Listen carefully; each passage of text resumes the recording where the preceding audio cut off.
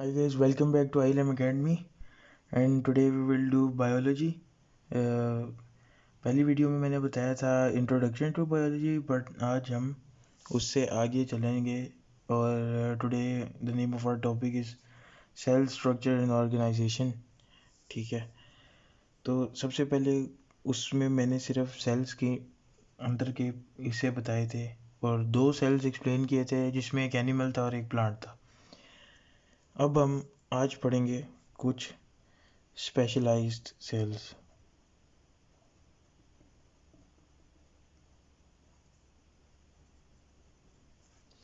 Specialised sales पढ़ेंगे तो सबसे पहले तो हमने ये द जो पहला हमारा रूट मतलब जो सेल आता है स्पेशलाइज्ड सेल वो है रूट हेयर सेल। मतलब कि अगर आप देखें कि अगर एक इंसान छोटा है, मतलब कि जैसे कि एक सेल अंडर डेवलपमेंट है, ठीक है, वो एक एक एक किड है, उसका सेल अंडर डेवलपमेंट है, ठीक है या आप उसका भी सेल ले सकते हैं या फिर आप एक प्लांट सेल ले सकते हैं। जब प्लांट होता है अंडर डेवलपमेंट तो उसके पास सिर्फ मतलब वो जो मैंने आपको प्लांट सेल बना के दिखाया था इस तरह का पिछली वीडियो में, सिर्फ वो होता है। मगर when anything grows, any living thing grows, जब भी वो ग्रो होती है ना तो उसमें कुछ स्पेशलाइज्ड सेल्स आते हैं, बनते हैं। सबसे पहले ज़्यादातर प्लांट में ही पाए बनते हैं स्पेशलाइज्ड सेल्स। तो उन स्पेशलाइज्ड सेल्स को देखते हैं। सबसे पहला उनमें जो स्पेशलाइज्ड सेल है वो है root hair cell. Root hair cell जो है वो आपका इस शेप का बना हुआ होता है, ठीक है। इसके बाहर एक और बाउंड्री होती है, यह आपको भी पता है क्या है, ये मैंने पिछली वीडियो में भी बताया था कि ये क्या होती है। ये होता है सेल वॉल। सेल वॉल टग प्रेशर को जो है ना वो रेजिस्ट करती है और सेल को फटने से बचाती है। ये बात मैंने पिछली वीडियो में भी बताई थी, बर्स्ट होने से सेल को प्रिवेंट करती है। ये चीज़ भी मैंने पिछली वीडियो में बताई थी। ये हर सेल का पार्ट है, हर सेल में ये चीज़ पाई जाती है। ये है nucleus. Then we got this coloured area, this coloured area. ये क्या है? ये है वर्ड। वर्ड क्यों है? क्योंकि हमारे पास ये जो सेल है ये एक रूट हेयर सेल है, ठीक है। ये सेल कहाँ से निकला है मैं आपको बताता हूँ। जैसे कि हम देखते हैं कि ये आपके पास एक ट्री आ गया, ओके। अब इस ट्री के अंदर आपकी छोटी छोटी छोटी छोटी रूट्स के अंदर से रूट्स निकल रही होती हैं, ठीक है। तो जब भी आप किसी ट्री को पानी देते हैं ना तो आप उस ट्री को पानी देते हैं यहाँ से, ठीक है। तो जब वो पानी नीचे गिरता है ना तो वो जाता है रूट्स में, और जब वो रूट्स में जाता है ना तो वो पानी इन रूट एयर सेल्स के अंदर यहाँ पे स्टोर हो जाता है।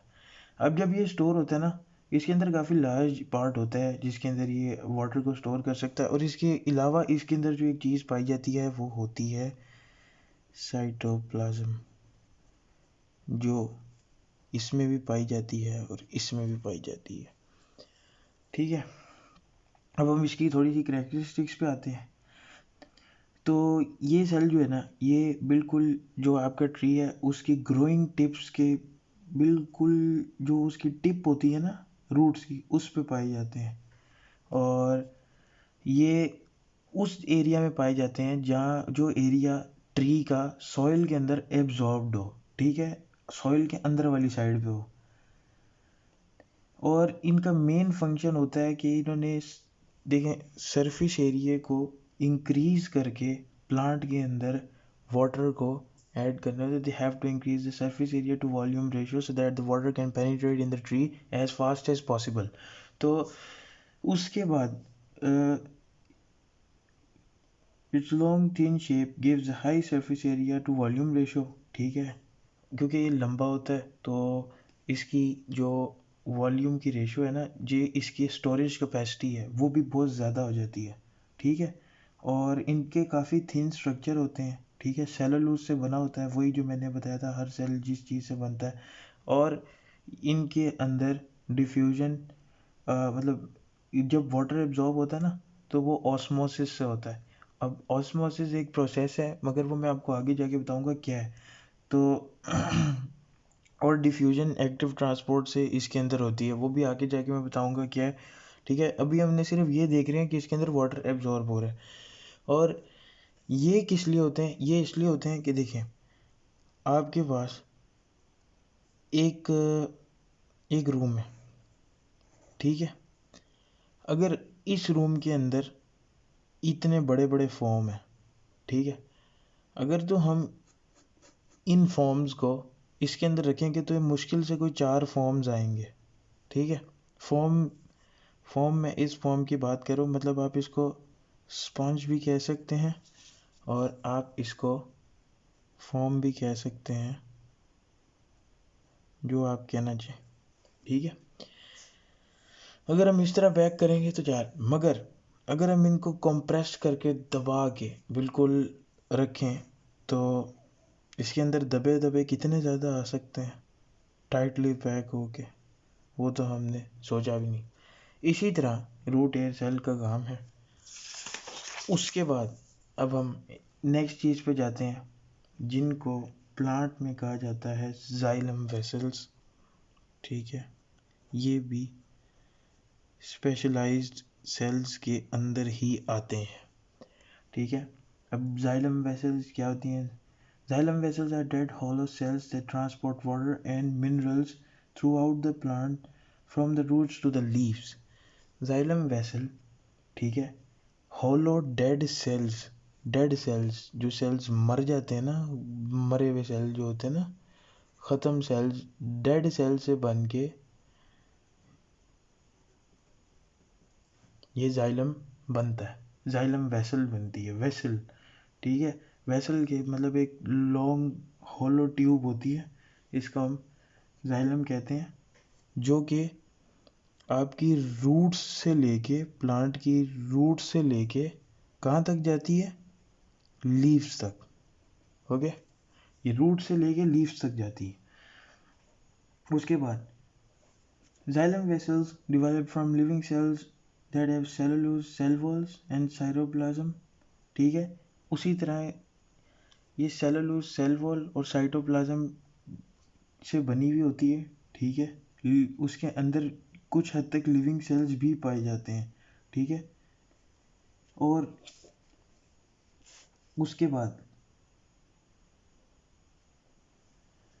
ये जो आपकी वेसल होती है ये इतनी हार्ड होती है कि इसको जब वाटर, आपने देखा है जब आप एक सिरिंज को, एक इंजेक्शन हो उसके अंदर अगर एक इंजेक्शन यूँ बना हुआ है, ठीक है, उसको जब आप यूँ पीछे को खींचेंगे ना तो आगे से ना एक प्रेशर क्रिएट होगा जो आगे वाली चीज़ को पीछे को खींचेगा, ठीक है।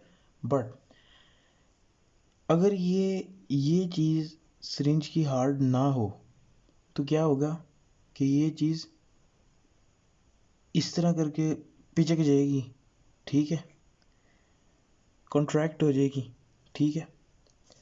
तो हम क्या करेंगे, हम जाइलम वेसल्स को एक हार्ड ट्यूब की फॉर्म में यहाँ पर बाउंड्री पर डेड होलो सेल्स की तरह बना हुआ है, ठीक है, जिसमें जब वाटर जाता है और जब जा रहा होता है ऊपर और नीचे जब हॉलो स्पेस रह जाती है तो जो प्रेशर एब्जॉर्प्शन का प्रेशर बनता है उसमें ये ट्यूब कॉन्ट्रैक्ट नहीं होती, ठीक है। एक और मतलब ये जो हिस्सा है ना, ये जो जिसमें से ये ट्यूब्स गुजरती हैं ये प्लांट का ये वाला हिस्सा है, ठीक है। ऊपर वाला तो आगे जाके है ना, ये एरिया प्लांट का ये वाला हिस्सा है, इसीलिए इतना हार्ड होता है कि इसके अंदर से वाटर गुजरना होता है, और वाटर के गुजरने की एब्जॉर्प्शन प्रेशर की वजह से ये चीज़ कॉन्ट्रैक्ट ना होए, तो इसको काफ़ी हार्ड डेड सेल्स से बनाया जाता है। ठीक है, the cells die forming a continuous hollow tube. Lignification of the cell wall makes the xylem vessels very strong. ठीक है, वही बात जो मैंने आपको बताई है। And this enables to carry out water up to the plant from roots to the leaves. ठीक है, उसके बाद हमारे पास हमारी बॉडी में भी एक स्पेशलाइज्ड सेल है, जिसको हम जिन सेल्स को हम क्या कहते हैं, रेड ब्लड सेल्स। ये हमारी बॉडी के कुछ स्पेशलाइज्ड सेल्स में से एक है।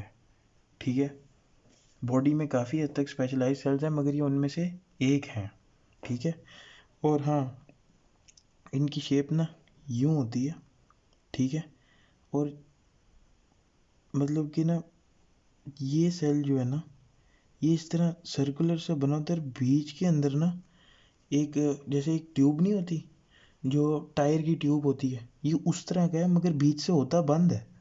ये नहीं कि बीच से हॉलो होता बंद है, बस बीच से ना थिन होता है। थिन क्यों होता है वो मैं आपको बताता हूँ। ठीक है, अब ये बॉडी के अंदर सबसे कॉमन पाए जाने वाले सेल्स हैं। These are the commonest cells in the blood. ठीक है, ब्लड इन सेल्स से बनता है। ठीक है, and there are about 6 million red blood cells in a single cubic metre of a blood. ठीक है, 6 मिलियन सेल्स सिर्फ एक सिंगल क्यूबिक मीटर के अंदर ब्लड के पाए जाते हैं। Their function is to carry out oxygen around the body, taking up oxygen in the lungs and transport it into respiration tissues. ये सबसे पहले तो आपके जो लंग्स है ना, जो कुछ इस तरह की शेप के बने होते हैं। ठीक है, यहाँ पर ऑक्सीजन, इनको ऑक्सीजन प्रोवाइड करता है। ठीक है, और किन को ऑक्सीजन प्रोवाइड करता है, जैसे हमारा एक आर्म है। ठीक है,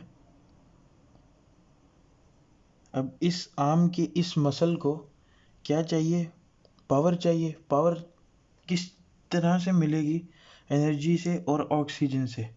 और क्योंकि इसके टिश्यू को ऑक्सीजन मिलेगा तो इसका टिश्यू वर्क करेगा, और इसका टिश्यू वर्क करेगा तो आप कोई भी चीज़ उठा सकते हो। तो रेस्पायरेटिंग टिश्यूज़ के अंदर भी इसी की ज़रूरत होती है।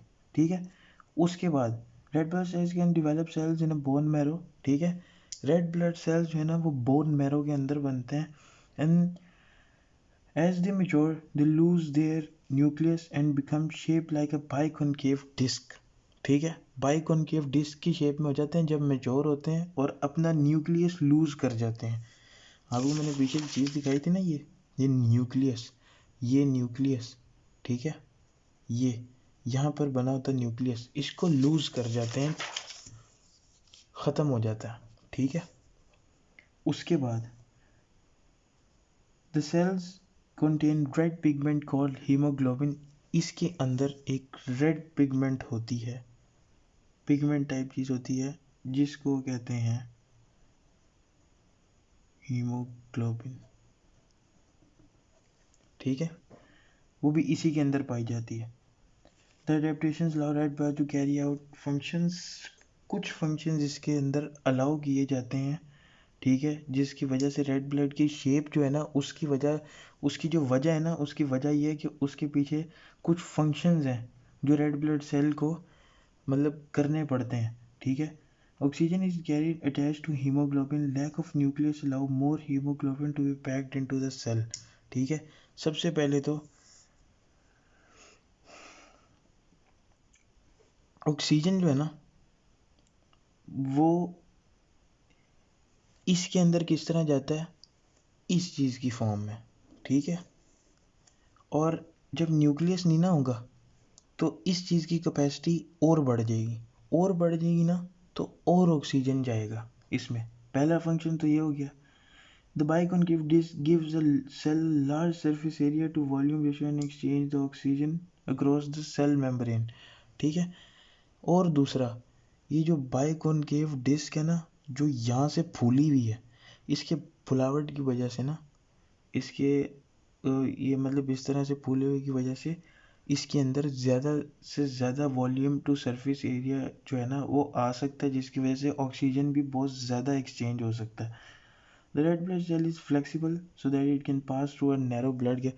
दूसरी बात एक और, ये जो है ये बहुत ही सॉफ्ट और फ्लेक्सिबल है, ठीक है। और जब ये एक रेड ब्लड सेल है और जब कोई इस तरह की ट्यूब आती है तो ये अपनी शेप को इस तरह का भी कर लेता है उसमें से गुजरने के लिए, ठीक है। तो ये था हमारे बॉडी का जो बॉडी और प्लांट के कुछ बिगिनिंग स्पेशलाइज सेल्स, जो बेसिक स्पेशलाइज सेल्स हैं, ठीक है। कल आज के लिए बस इतना ही, और नेक्स्ट लेक्चर के अंदर मैं आपको बताऊंगा ऑर्गन सिस्टम्स का, ठीक है, कि आपके जो ऑर्गन सिस्टम्स हैं उसके अंदर क्या क्या कौन कौन से फर्दर प्रोसेसेस चलते हैं जिसकी वजह से वो ऑर्गन्स चलते हैं। और हाँ, एक चीज़ आपको और बता दूँ, ये जब सेल्स है ना, सेल्स बेसिक यूनिट है, ठीक है, इसको हम कहते हैं बेसिक यूनिट, ठीक है। इससे आपकी एक और चीज़ बनती है, जब हम इन ज़्यादा सारे सेल्स को इकट्ठा जोड़ते हैं तो उस चीज़ का नाम होता है टिश्यूज़, ठीक है। और टिश्यू आपके मतलब ये हाथ है, अब ये चीज़ इसके अंदर टिश्यू है, इसके अंदर टिश्यू है, जॉइंट में टिश्यू है, हर जगह टिश्यूज़ हैं, ठीक है। बॉडी बनी हुई टिश्यूज से, गोश्त भी टिश्यूज से मिलके बना हुआ है, ओके। तो सेल्स जो है वो टिश्यूज बनाते हैं, और टिश्यूज मिलके क्या बनाते हैं, ऑर्गन, ठीक है। ऑर्गन ऑर्गन जैसे कि कुछ भी हो सकता है, किडनी हो सकता है, ठीक है, हार्ट हो सकता है, कोई भी चीज़ ऑर्गन में आ सकती है। और ये ऑर्गन्स मिलके क्या बनाते हैं, एक ऑर्गन सिस्टम, ठीक है। और ऑर्गन सिस्टम तो आपको पता है क्या होता है, इंसान को कहते हैं, इन शॉर्ट फॉर्म मैन को कहते हैं, या ह्यूमन बीइंग को कहते हैं ऑर्गन सिस्टम, ठीक है गाइस। तो आज के लिए इतना ही, और प्लीज़ सब्सक्राइब माय चैनल, और इसी तरह मैं आपके लिए फर्दर बायो के लेक्चर्स लेके आता रहूँगा अब डेली। तो अगर किसी को बायो की किसी भी चीज़ में प्रॉब्लम है तो वो मुझे कमेंट में बता सकता है, मैं उसकी बात को पहले फोकस करके वो चीज़ एक्सप्लेन कर दूँगा।